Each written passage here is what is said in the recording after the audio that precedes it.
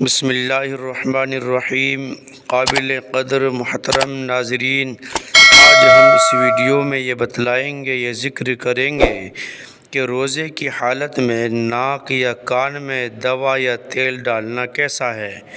کہ روزے کی حالت میں ناک یا کان میں دوا یا تیل ڈالنے سے روزہ ٹوٹ جاتا ہے یا نہیں۔ محترم ناظرین، ہماری ویڈیو پسند آئے لائک، شیئر اور کمنٹ کریں۔ اگر آپ نئے ہیں اسلامک ویڈیو کے لیے ہمارے چینل کو سبسکرائب ضرور کر لیں اور بیل آئیکن کا بٹن ضرور دبائیں۔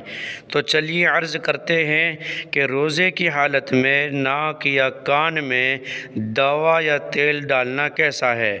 کہ روزے کی حالت میں ناک یا کان میں دوا یا تیل ڈالنے سے روزہ ٹوٹ جاتا ہے یا نہیں۔ ناک یا کان میں تیل ڈالنے سے، دوا ڈالنے سے روزہ ٹوٹ جاتا ہے۔ ناک یا کان میں تیل یا دوا ڈالنے سے روزہ ٹوٹ جاتا ہے مگر کفارہ واجب نہیں ہوتا۔ ہماری ویڈیو پسند آئے لائک، شیئر اور کمنٹ کریں۔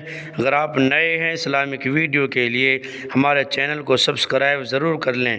فقط والسلام، واللہ اعلم بالصواب۔